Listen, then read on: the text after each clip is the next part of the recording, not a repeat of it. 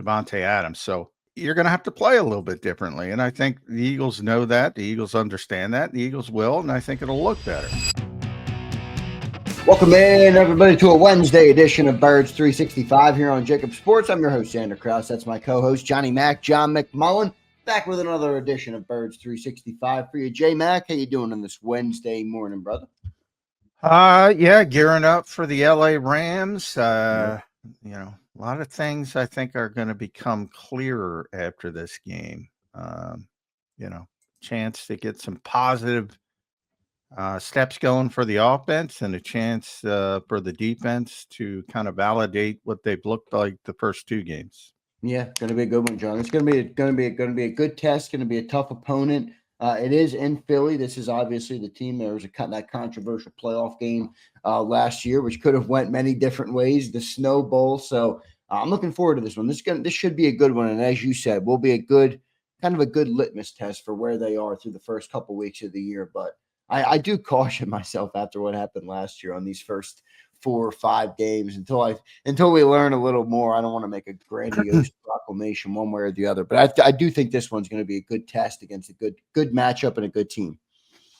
Yeah, and I think a lot of times, and I think one of the things is, you could play a little bit conservatively from obviously offense is what everybody's worried about right now. You can afford to play a little bit more conservatively with Kansas City in the position they were in.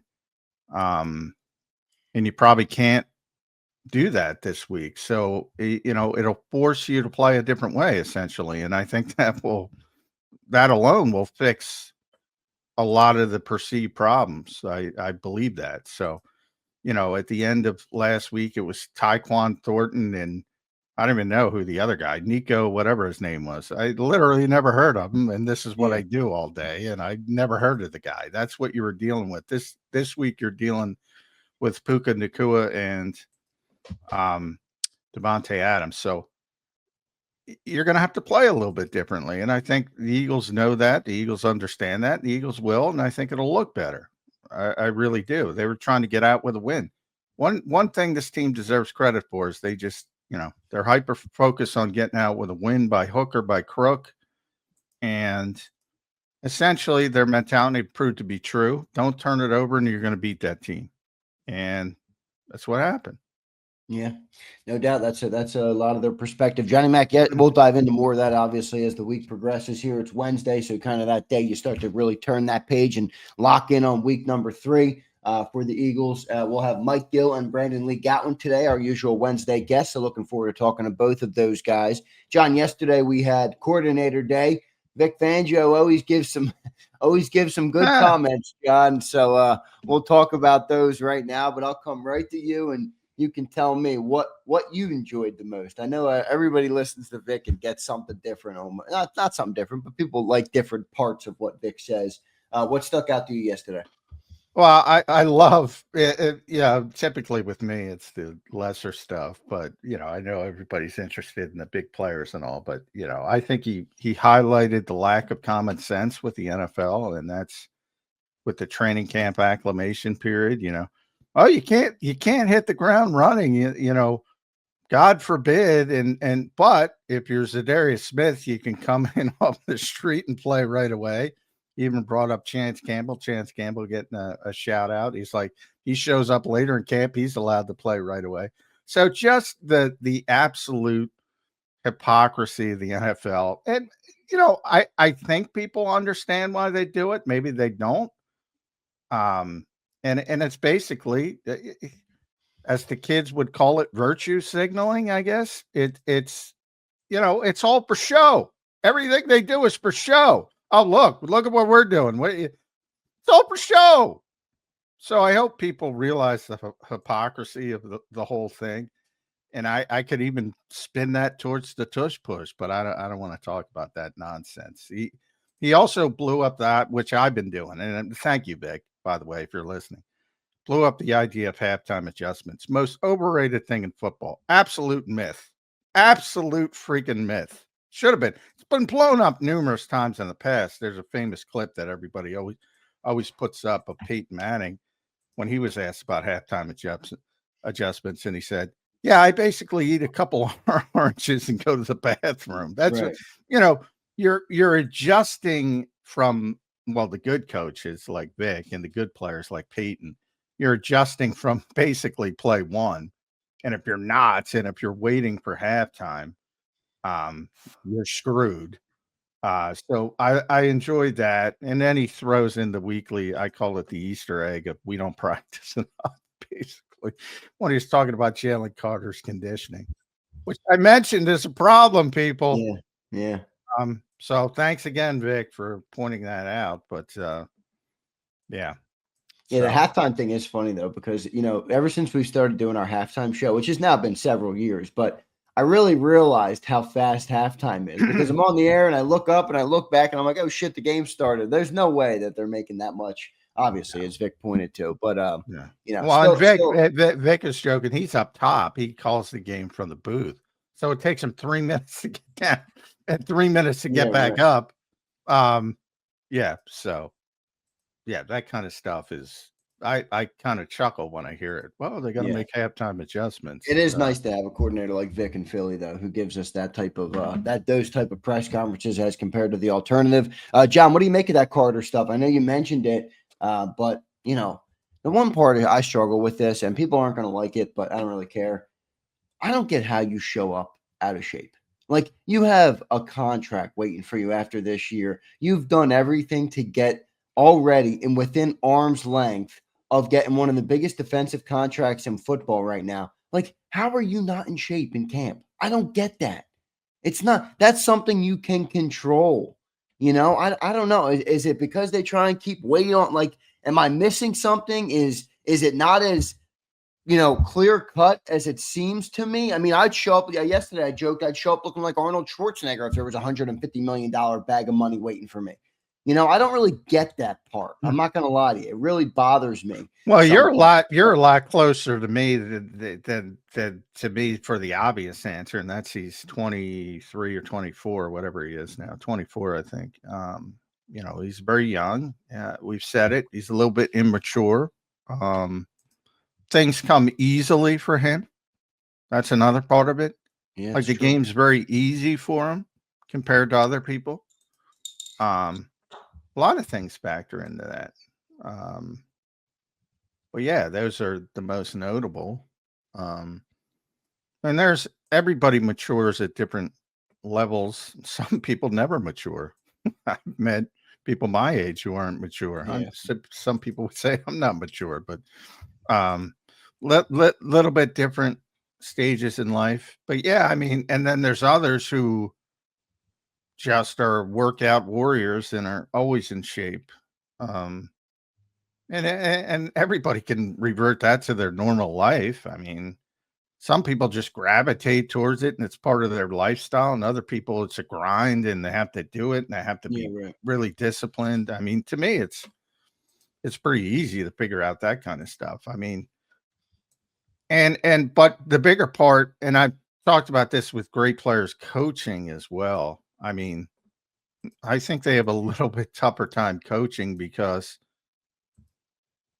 the human nature aspect of it was easy for them. Um, and you have to understand it's not as easy for everybody else. Um, and I think things come easily for Jalen Carter, so he's probably not going to have, that top tier. Oh, I got to be in the best shape as well. Some people Yeah, I'm do. not, I'm not worried about it. I think he's going to be fine. I'm just saying it just Aaron Donald did both. That's when you have the specialness. That's what I mean. That's what I want for But Jalen. you can't just say have that mentality. Yeah, right. Not everybody. Um, That's rare for a reason. yeah. So Is it how much did the shoulder injury you think have to do with it in the off season? yeah, Vic mentioned. I'm sure he brought it up. The first week he was dealing with something, so that factors into it as well. But um, you know, something to keep an eye on, as I Yeah. mentioned weeks ago. And because I didn't sense he was coming because everybody had sensed he's coming. He's going to have this monster year. I didn't sense that coming into the season. Um, and I said, so pump the brakes on the. He's going to have the biggest contract of all time. He's going to have a huge contract, but Right. you got to deliver at first team All Pro level to be at the, to be the cheers jumping. And he might get it. It might click in because he is more talented than everybody else. But we've already seen, the bigger issue with maturity as well, spitting on someone. No. All right. If you're 2 games in, you better start picking it up if you want that contract. Yeah, right. No doubt about it, John. Good stuff there. What'd you make of Kevin Patullo yesterday? Good comments from Vic. We'll move on to Kevin Patullo now. A lot of pressure already, John, on Kevin Patullo in Philly. The OC is a pressure cooker, John, in Philadelphia to be the offensive coordinator here. You either get promoted or you get fired. That's at least how it seems right now. I'm not saying that's what's going to be the fate of Kevin Patullo, but we will see if it is. John, what'd you make of Kevin Patullo's commentary yesterday? I think it's typical. I think Kevin is, I've said it. He's very good in front of the microphone. He's very so. Normally if you have this kind of stretch, you saw it with Kellen Moore. You just shut down. He was kind of the exact opposite. He's trying to engage everybody. He's trying to explain, what's going on. I think for Kevin, I think it's almost, and this is counterintuitive, but it's almost like you want the Rams to score some points to prove you can score some points. But, you don't want that because you want to win the game. And if you win the game ugly, you win the game ugly. But for him to show his wares, you almost have to be in a game where you have to score some points. And I think when that happens, and it's going to happen at some point, I can't tell you when. I think it's going to happen this week. I think the Eagles will look a lot different, to be perfectly honest. But until you see it, I think the personality of the game is going to fix a lot of problems if they're forced to score some points. Well, I think they're going to be this week. And I think you're going to see a different offense if they have to score some points. And you're pretty confident they're gonna move the ball well, effectively. Yeah, they got better players. Yeah. Yeah, I think it's going to be fine. But until you see it, it's pretty ugly because it's a pretty simple offense, and it has been. It's never going to be what people want it to be. The high flying motion, they're scheming guys open. It's never going to be that offense. It's never been Ben Johnson. It's never going to be that offense. Not as currently constructed. So you need to be in a game where you have to score to prove that you can score. Otherwise, they're going to be in that shell of, okay, we're not going to turn the ball over, so just dump it down. No passes downfield. Don't turn it over and win the game. Rinse and repeat. The interesting thing about the offense with that is, I mean, I was listening back on, not to be a psycho, but I was listening back to our own content on the training camp, John. And this is basically what you were saying the offense was every day. Yeah. Like you were like, there's nothing downfield. It's a lot of underneath stuff, nothing big and explosive, not passing the ball, deep. The ball doesn't hit the ground, but they also don't throw the ball that deep. So I'm like, this is almost like what they practiced, Yeah, they practice that. They practice being conservative and not turning the ball over. There's a reason that number is what it is. Yeah, right. But there will be games where teams are more equipped to do things offensively. And in those games, I think then you start to rely on your playmakers, and they generally make plays. So I think the same thing's going to happen this year. John, where do you think the biggest mismatch in this game coming up is? I know they got Stafford, Puka Nacua, and Devontae Adams are obviously the three that stick out. Right? They also have a really good defensive line, and they have Sean McVay, who's is one of the better offensive Vic owns minds. Sean McVay, so I Yeah, he wouldn't worry does. about Sean McVay. But But he's still over there. So I mean, you got Nakua and Adams. I mean, what do how does that matchup look? What's a better fit or what's a better matchup for Quinyon Mitchell? And who would you rather have left on Adoree Jackson and company? well, you can't. You almost have to do it if you want to do it with Adams because Puka moves around so much. Yeah, right. They're not going to travel this week. I mean, No. this is the biggest Yeah. motion team in the history of the world. No, probably not. I mean, there's other teams, but I mean, and Puka will release in the B gap at times. So, yeah, they're not traveling corners this week. I'm very confident in saying You want to that. tell Jalen Carter to be mean. Tell him be mean when Puka Nakua comes Yeah. through the B gap. That's when you stick a Yeah. shoulder Well, out and if you notice him and he's coming by, yeah, you should stick a shoulder in there. Yeah. But he's so physical, it it hasn't been a problem for him. Very unique receiver. Good friend of Britton Covey as well, by the way. But yeah, this is not the week for traveling. You can can that talk this week. No, not happening. No, Christian Parker's. Wait, you said he's good buddies with he's Britton Utah. Covey. He's a BYU guy. They're Yeah. Mormons, right? Yeah, so they're both Yeah, Mormons. well, Okay, Puka used to live with the Covey family.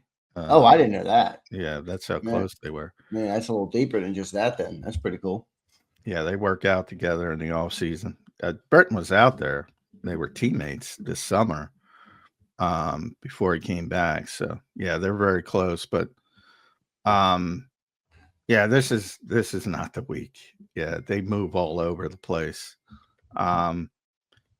Now, as I pointed out, like Vic, all the way back to when they made their first Super Bowl and lost, it goes back. Vic was in Chicago, completely shut down. The Rams were the best team in football that year, looked like it.